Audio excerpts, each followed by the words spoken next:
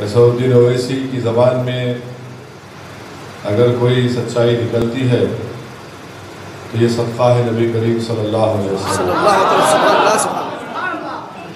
جیسا کہ کسی عاشق نے اچھا کہا تھا، وہ زبان جس کو سب کن کی کنجی کہیں اس کے نافع جو حکومت خلافت سے، یہ انہی کا صدقہ ہے۔ اور ایوانوں میں کھڑے ہو کر بولنا جو میں نے سیکھا ہے، وہ میں نے اپنے مرحوم والد نے ہم کو سکھایا ہے کہ کس طرح سے جب سچائی اور حق کو بیان کرنے کا موقع آتا ہے تو کس طریقے سے اس کو بیان کرنا ہے۔ تو یقیناً میرے والد مرحوم کی تربیت، ان کی دعائیں اور پھر میرے پیر طریقت کی دعائیں میرے ساتھ ہیں۔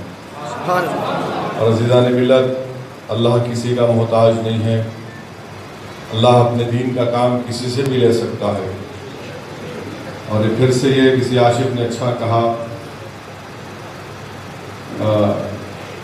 یاد نہیں آ رہا مجھے وہ شعر بیٹھ کر، الحمدللہ یہ صرف کرم ہے اللہ کا، صدقہ ہے نبی کریم صلی اللہ علیہ وسلم کا۔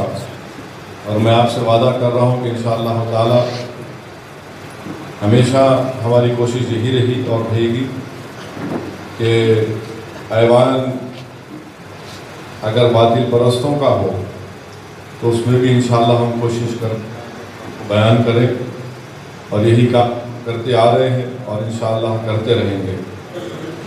میرے عزیز دوستو، یقیناً آج آپ اور ہم ایک بڑے پرآشوب دور سے ہمارا ملک گزر رہا ہے، جہاں پر کبھی ہم کو گائے کے نام پر نشانہ بنایا جاتا ہے، کبھی ہمارے لباس کے نام پر نشانہ بنایا جاتا ہے۔ اب ہماری شریعت کو نشانہ یہ حکومت بنا رہی ہے۔ مجھے پورا یقین ہے کہ اگر ہم متحد رہیں گے تو ہم ان تمام چیلنجز کا سامنا کریں گے، اور ہم کو ڈرنے اور گھبرانے کی کوئی ضرورت نہیں ہے۔